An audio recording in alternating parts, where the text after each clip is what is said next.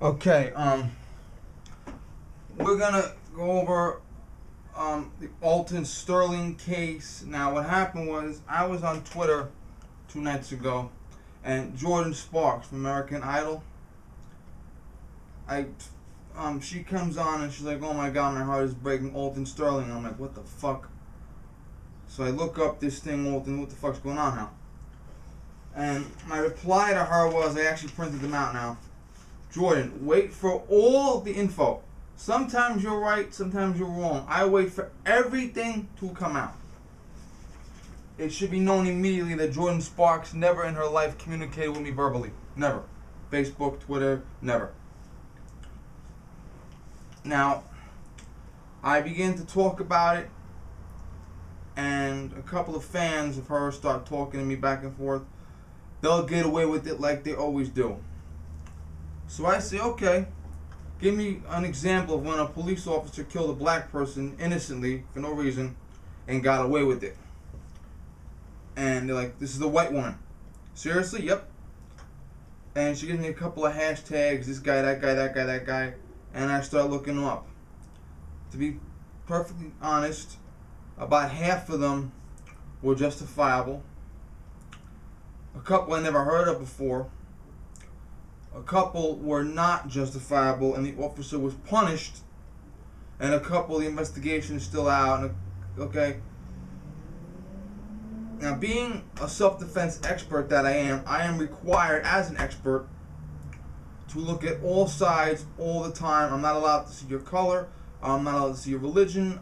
I'm like a juror. Okay, I'm not allowed to see any of that stuff. All I got to see is the facts. So, and I started saying, okay, Tamir Rice, justified. Remember Tamir Rice, the kid in the park? We're going to talk about that in a couple of minutes. Tamir Rice, justified. Blah, blah, justified. There was another guy they mentioned, James. Okay, James Crawford. James Crawford was a man who was in a department store. He picked up a BB rifle. Now, BB guns are handguns and rifles. And while a BB gun is not a full-fledged firearm, it is not exactly a toy either. You can shoot someone's eye out. I said it, hashtag or whatever you can. I've seen BB guns that are ballistically tested to be more powerful than a .22, and I've seen BB gun injuries in the brain that really fuck people up. A BB gun is not a toy, but also, as my friend Humans for Target said in his video about one of the YouTube pranksters will get shot, it doesn't matter that it's a toy, a BB gun, or a real gun. It matters that you're making a threat with it. Okay? This gentleman was walking around a department store pointing a BB gun at people, which is a felony. Last time I checked. And the police were called, which will eventually happen. His mother claims that the police shot him while he had the BB gun in one hand, was talking on the cell phone, and did not give any verbal warning, and they just shot. The police contend that they gave him several verbal warnings, and he attempted to retreat, and then they shot him. A woman was running away when this happened and had a heart attack and died. Her death was a homicide. If you commit a felony and someone dies as a direct result of your felony, regardless of how, heart attack, stroke, car accident, whatever, you are charged with first-degree murder. Now, Crawford is dead. He can't be charged. Now, the issue is this. Crawford was committing a felony. He was waving a BB gun around. Even if it's playful banter, it's still very intimidating to have a gun point at you. And he was committing a felony, and he justified the police being called. And the police shot him, and the woman ran away and had a heart attack. She had a stress and fear-induced heart attack, which means you have a weak heart to begin with. You are subjected to extreme fear suddenly and have the heart attack. So if he survived, he could have been tried for murder. Now, Mr. Sterling, I obviously have to do the background on them, and I want to see the background of the two cops. One's been on the job 3 years, one 4 years. Are they clean records? Did they ever slam a black guy's face to a plate glass window? I want to have the facts always, one way or another. Mr. Sterling was not a hero. Okay? He was a convicted sex offender for carnal knowledge of a minor. I'll update the mirror rights at the end of this video. Carnal knowledge of a minor. And I heard, this is not proven yet, but I heard the minor is the woman that is his wife today and the mother of his children. Now what that means is you are legally an adult and someone you're involved with is legally a child. And even though they gave consent, the law says they cannot give consent. So you as the adult are charged with a sex crime. Now, in theory, I hold an 18-year-old boy getting involved with his 16-year-old girlfriend. I hold him differently than I hold a 49-year-old man that sodomizes a 9-year-old boy. And some states have actually passed laws to either reduce the charge or throw out the charge if you have a boyfriend and girlfriend that are a couple of years apart and they're not exactly appropriate. Okay? Now, let's assume that is true of Mr. Sterling. He also had a charge of domestic violence. I don't know who the victim was. I don't know all it was with domestic violence. He also had a charge of destruction of property. Now, if you break something by accident, you agree to pay for it. Worst comes to worst, they sue you in civil court. If you break something on purpose, that is willful destruction of property. I don't know what he broke. Did he break a window? Did he break a fucking toy? I don't know. But he broke something. And he had a weapon on him. Now, if you have a weapon, you could buy a pocket knife in the store after showing your ID. You could buy a gun from an FFL and have it registered in your name, blah, blah, blah. But if you commit any crime at all with a weapon on you, the weapon magically becomes illegal. Remember Chumlee? I don't watch porn stars anymore. Remember Chumlee? Chumlee had drugs on him and weapons. The guns were purchased legally. But because he has guns and drugs in the same room at the same exact time, the guns magically become illegal. Mr. Sterling also was convicted of narcotics trafficking. He was convicted of possession of marijuana with intent to distribute and spent 5 years in prison. Think about that. Marijuana is not harmless. I've taken some substance abuse classes. It's not harmless. Not as bad as coke or heroin, but it's not harmless. So for you to be put in prison for 5 years for marijuana, that's not a dime bag. Okay, you gotta have a lot of marijuana for that one. And he had a weapon, and that was a charge. He was a convicted felon. Now, a convicted sex offender is required to register with the state, which he did. But you're also required to tell the state when you move, which he did not. That's a violation. Now, Mr. Sterling, in theory, assuming that you are convicted of misbehaving with your girlfriend when you're like 18 and she's like 16 or whatever, 20 years later, if you're still married to her with kids, and you get a really good lawyer and a lot of money, you can have that record expunged. It's not easy, but it'll take time. And if I were the judge, and I had a guy who was married to his wife for 20 years with kids, and the guy said, Your Honor, I got caught with my wife when she was 16, I was 18, we're still married, 25 years later, we got kids, we got grand, blah, blah, blah. I would say, you know what? Fine, I'll expunge your record. If you were behaving the past 25 years and not being involved in drugs and assault and whatever. But that's the problem. So now Mr. Sterling sells CDs. Now you sell, remember when we were kids, VHS tapes, CDs, DVDs, Blu-rays, they're copyrighted material. You can only sell them if you share your profits with the company that holds the copyright. Was he doing that? No, probably not. But here's the issue. If you live in a big city and you're caught selling CDs, selling DVDs, selling Blu-rays, selling VHS tapes, selling cigarettes, they'll friggin' lynch you. Okay? The bigger cities have a bigger problem. In the bigger cities, the cops tend to leave you alone for one of two reasons. Okay? A, which is the most likely reason, the cops have all the crimes, from murder to jaywalking. And They have to arrest all the murder. They have to arrest all the murderers, all the rapists, all the drug dealers, all the gang members, all the domestic abusers, all the robbers, and then eventually, when they get around, they'll get to prosecuting you for stealing fucking CDs or whatever. Okay? Another aspect is the friends benefit thing. What happens is police need informants. And police informants are not nuns. They're not Girl Scouts. Okay? Police informants are guys on the street. They could be bartenders. They could be guys that wash windows and wash cars. They could be guys that run a 3-card Monte scam. They could be guys that are selling CDs and DVDs illegally. And what the police do is they tell the person, listen, you're breaking the law.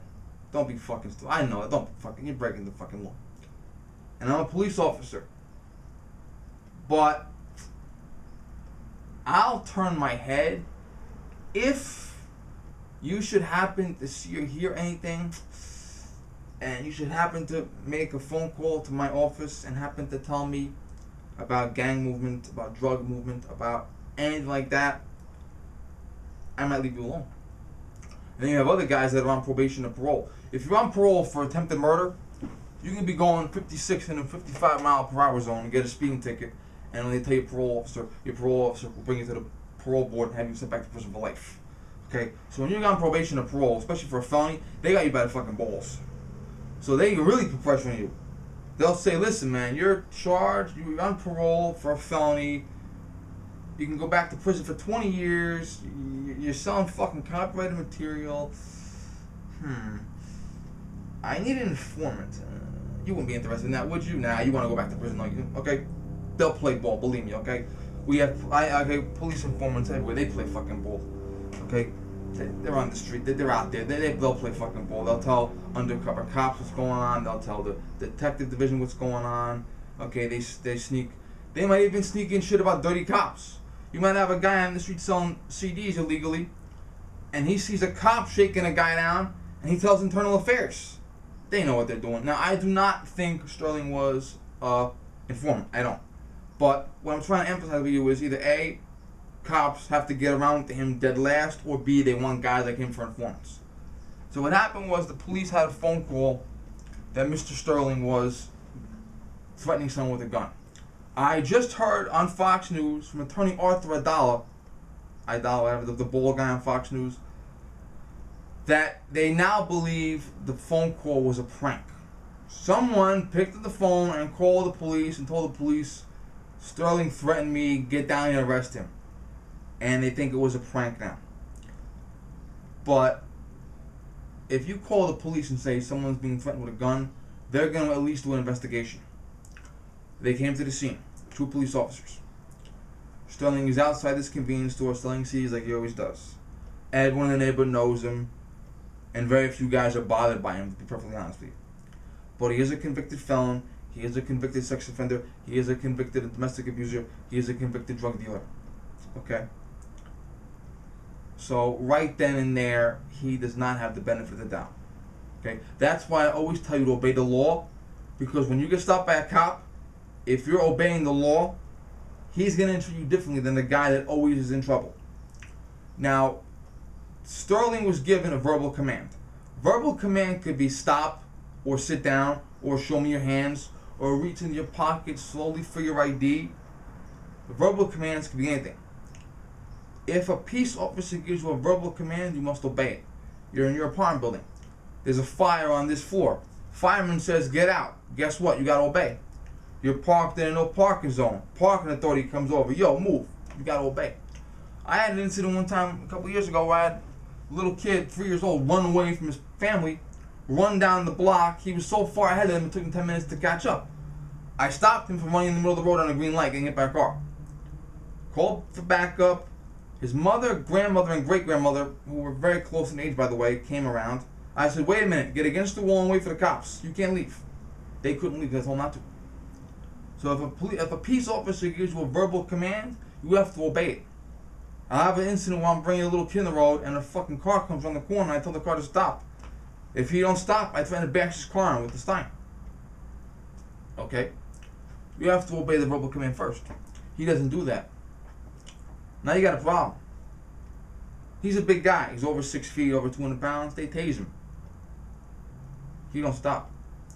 One of the cops tackles him, throws him over the hood, presses him on the ground. They get on top of him. A civilian in a car takes a picture, a video camera. They start taking video footage. Very important. They missed the first couple of seconds of the video. Oops. Also very important. They turn away during a very critical time in the video. But there's another video at this angle. You'll see it on the link down below, where it's from the point of the convenience store. They shoot him. One cop shoots him twice. One cop shoots him 4 times. Here's the issue. He disobeyed a verbal command to stop, or whatever the hell they wanted to do. He disobeyed 2 physical commands, the taser and the physical restraint. And now they got the gun out.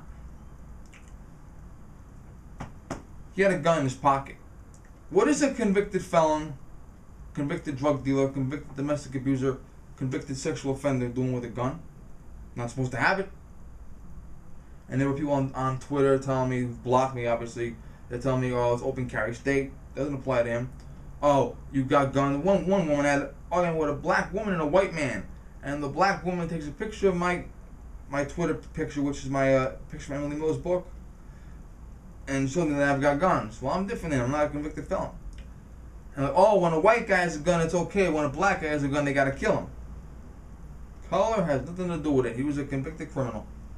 Oops. And now here's the issue. Disobeying the verbal command, the taser, the physical restraint, being a convicted felon, convicted drug dealer, convicted domestic abuser, convicted sex offender, okay? Being a very large person. If they honestly and reasonably believed that there was a 51% chance that he was going for the gun, 100% legal. And my friend from high school who is a police officer, he's a SWAT officer, and he's black. And he was sharing a video of a friend of his who was coincidentally a big black man named Mike Brown.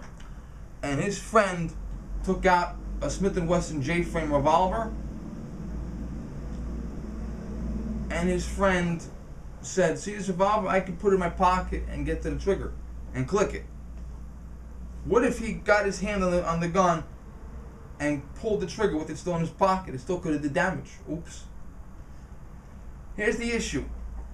If he did not have the gun on him in the first place because he's not supposed to have one, and if the police arrived, and if he showed his hands and said, how may I help you, officers?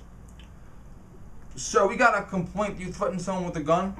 If a cop thinks you're threatening someone with a gun, you're getting clapped down. It's legal too. Terry v. Ohio, Supreme Court. If you're gonna get clapped down, tell the cop. I got a pocket knife here. I got a pepper spray here. I have a CCW and I have a Glock 19. Tell the cop. Tell him right away. Tell him what you got. Okay, clap him down. He has no gun because he's not supposed to have one. The caller that said he was being threatened is nowhere to be found. We know this now. It was an anonymous call. There's no video footage of him pulling a gun out to threaten anybody. There's no witness willing to come forward and say he threatened them. It's almost certain to let him go. Maybe because he has a bad history with them, okay, they might bring him in for questioning. Where's the evidence? Let him go. If they do bring him in for questioning and it does go further than that, the DA might throw it out. If it does go before the judge and there's no evidence, the judge might throw it out. If the judge decides to bring it to a full trial and Mr. Sterling demands a jury, all you got to do to convince the jury is have one person out of 12 believes no evidence. That's all. So you have 12 people on a jury. Yes, this guy has a criminal history. He's not really an honest person. He's been in trouble before. The caller has not been identified. Might be an anonymous caller. There's no video footage of him threatening anybody. There's no witnesses that he threatened anybody.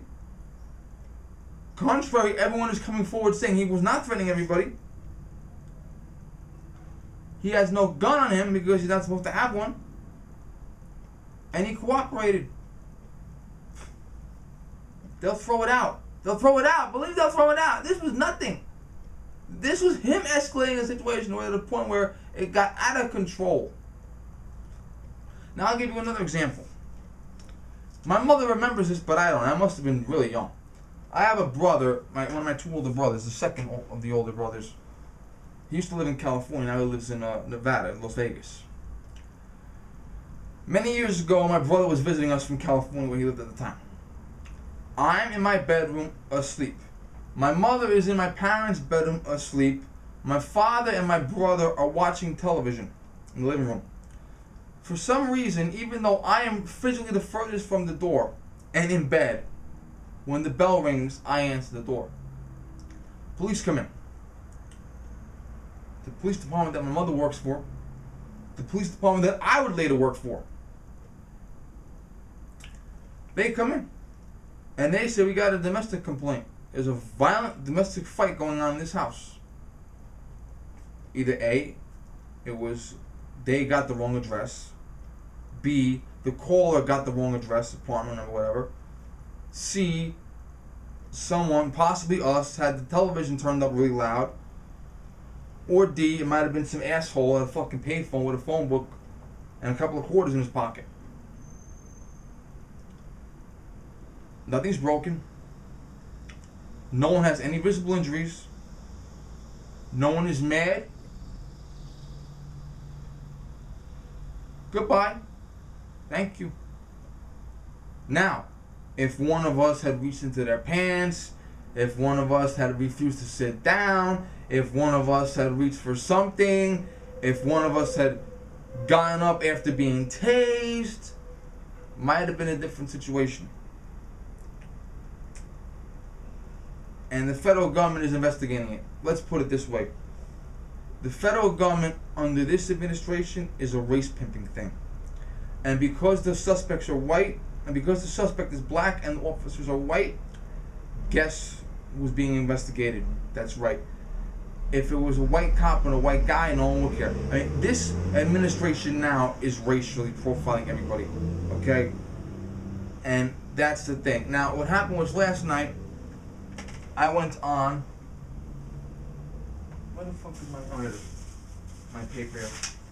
Last night I went back on Twitter, and Jordan. I had a couple more arguments, a couple more idiots. Got blocked a couple more times, and I went on Jordan Sparks. Now Jordan Sparks retweeted a slideshow that someone else put up, and this person put together a slideshow of 36 black people killed doing everyday things.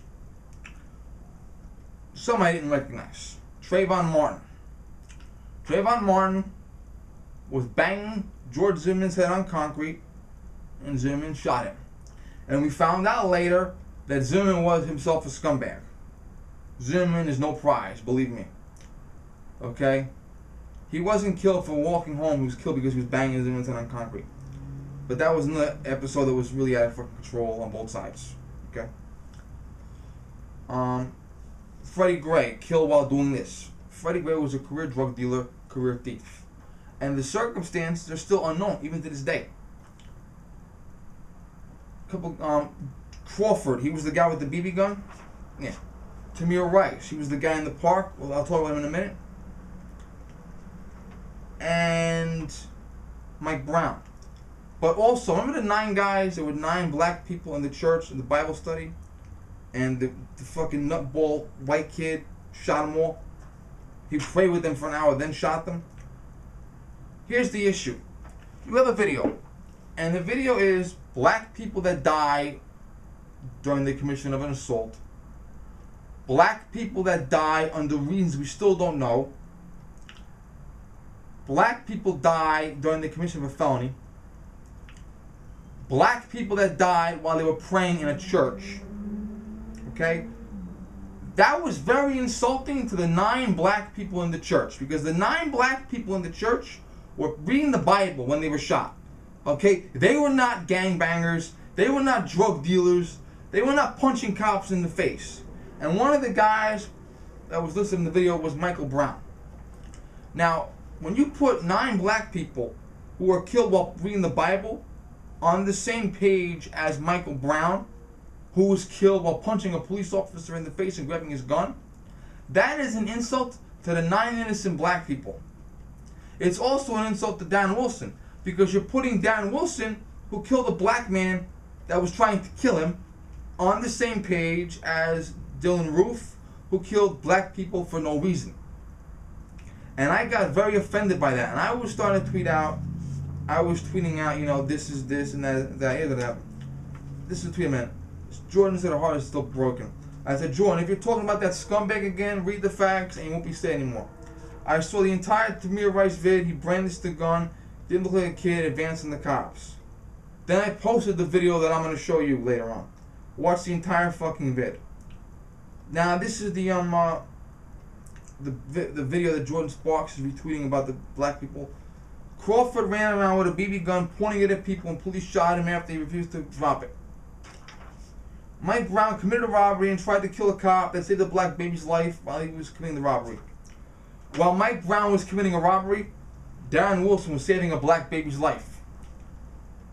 5 minutes later, the men met up. Okay, think about that for a minute. One man commits a robbery, one man saves a black baby's life. Who is the racist? I don't know. So I got very offended by this. And I was thinking, I said, you know what, I should unfollow Jordan. Too late, she blocked me. I'm a Giants fan. My father was a big fan of her father's. I voted for her on American Idol. But, man, I was sick of the race pimping. Okay, she didn't respond to me verbally, she just blocked me. I said, I'm sick of the fucking race pimping. I expect better. Okay, and there's the case today. I just saw a case on television now that I'm going to analyze for next time. And that case is a white cop and a black man. And I'm looking at it and it looks like the cop was 100% wrong. But I'm going to analyze it and get back to it. I want to show you something. Here's my other home defense gun. Nice having a lot of memory on this chip, ain't it?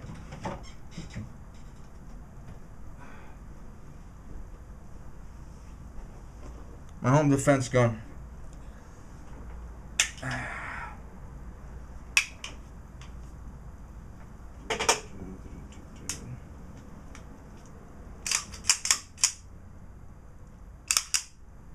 Okay. This muzzle is supposed to be painted orange or pink or fluorescent colors on a toy gun.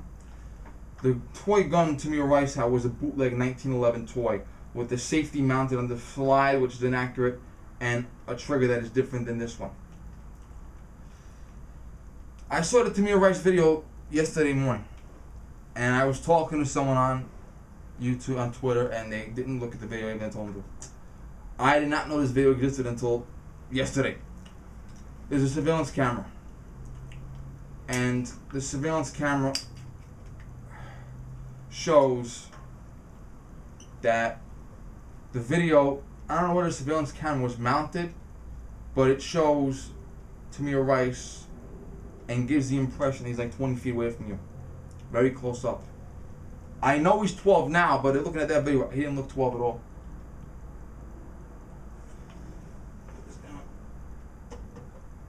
Okay. Now, Tamir Rice is walking back and forth in the camera, out of camera. Behind there's a picnic bench. And I had this in my hometown in one of the parks.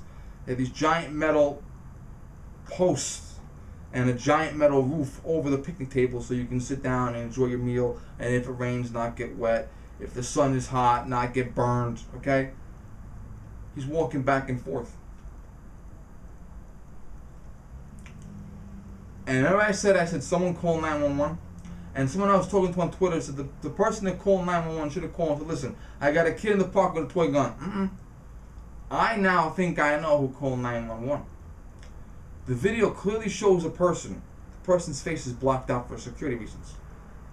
Tamir Rice is walking around, and he does not look 12 years old.